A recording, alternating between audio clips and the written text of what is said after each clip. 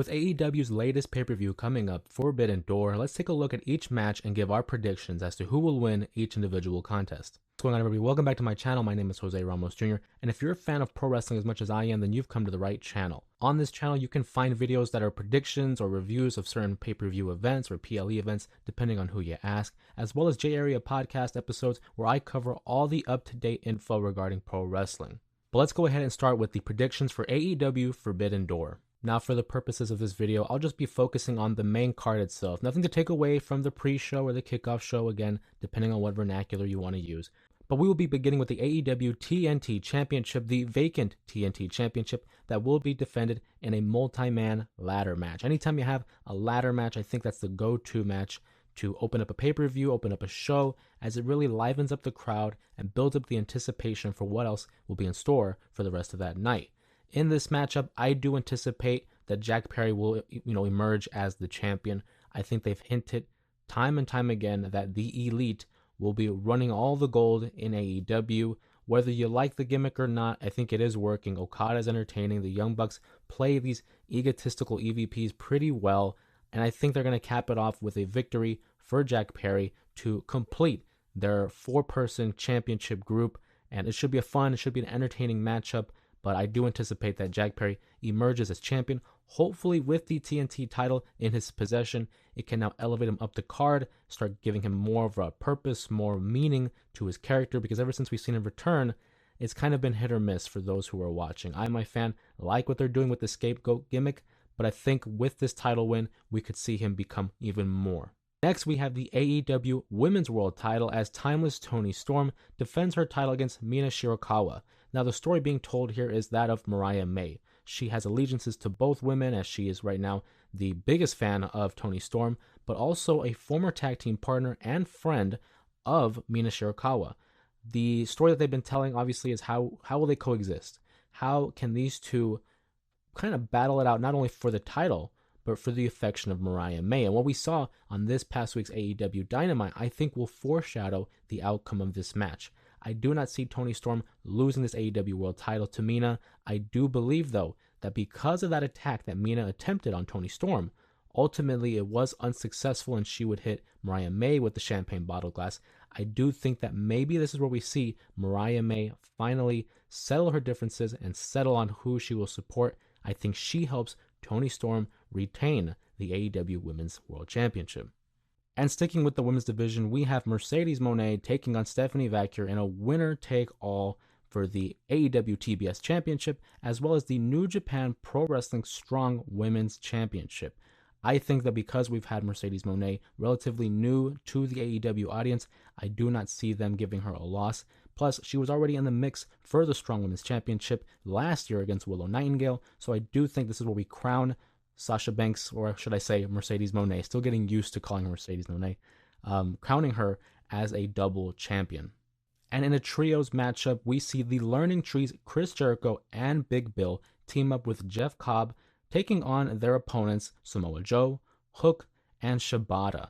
I like the group pairings that they've had with Hook, Joe, and Shibata, but given the way they've been telling the Jericho story, the way they've elevated him on the card, the way they've been presenting his character, I don't think this is how we're going to see them lose. I think ultimately when you have a group of heels lose early on, it kind of devalues their credibility. And I don't see that happening with Chris Jericho's group. If anything, I do believe they win the matchup. And I think Shibata is going to be the one to actually take the pinfall, kind of protecting Samoa Joe and Hook, who, by the way, I love their partnership. I like seeing Hook kind of taking this protege role with Samoa Joe. I think Samoa Joe is ideally the right mentor, both in and out of the ring, for a young star like Hook. So I look forward to what they're able to do with those two as a pairing. But for the case of this matchup, I do see the baby faces taking the loss.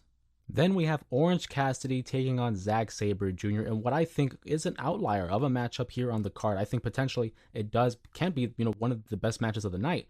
But given the build towards the match, it doesn't really have me as excited for the story, more so as the prospect of what kind of match can these two put together. I think Orange Cassidy is one of the more unique and diverse talents that AEW has because not only of his character work, but also his ability to flip the switch and really go in the ring.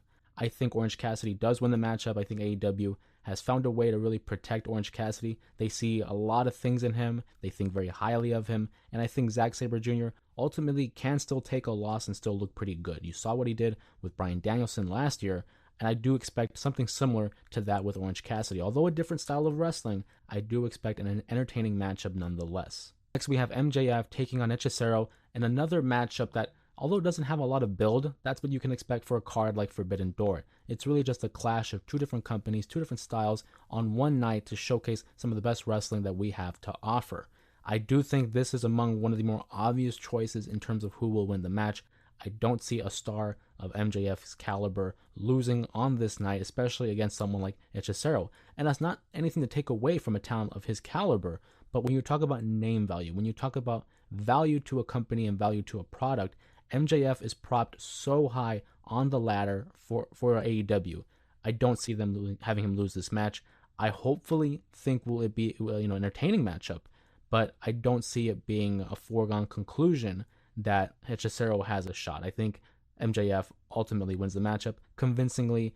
I think MJF pushes this part of his story off to the side and sets his eyes on something more prominent, more to come. Then we have a first round matchup of the men's Owen Hart Cup tournament. We have Chingo Takagi taking on Bryan Danielson. This is a matchup for sure that has the potential to be another match of the night quality just solely based on the participants. I think, again, Forbidden Door is a pay-per-view event really focused on giving us quality matches, not really storytelling. But I think a lot of the winners on this card are pretty predictable. Obviously, Bryan Danielson is under contract with AEW. Therefore, I think he will be the one to keep going and advancing in the tournament. Bryan Danielson and the BCC have been an entertaining aspect of AEW in the last couple years, and I do focus on them having that level of importance going forward. That's why I think Bryan Danielson makes a run in this tournament and ultimately having the opportunity to earn a world title match at Wembley Stadium at All In.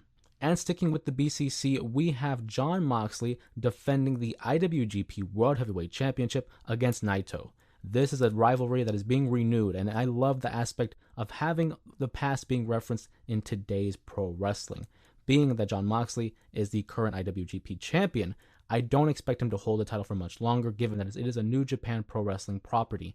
Naito, I think, is an appropriate name to relieve the title off of Moxley because of name value, because of talent, and because it makes sense. These guys already have a beef in place. I do think it'll be a competitive matchup. I think it'll be a physical matchup just because it's a Jon Moxley match. But ultimately, Naito gets the pin 1-2-3 and takes back the world title to New Japan Pro Wrestling.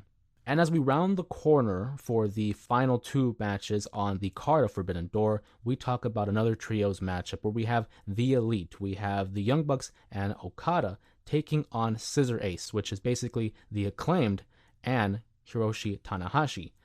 I love this aspect. This is what I enjoy about Forbidden Door, is when you're able to combine multiple stories and having multiple individuals who have a history with one another and put them all in just one matchup. The only issue I do have with is I don't know if I see the Acclaimed as a credible threat to take on the Elite. But when you add the aspect of Tanahashi and that established history between he and Okada, that in itself is a selling point for me.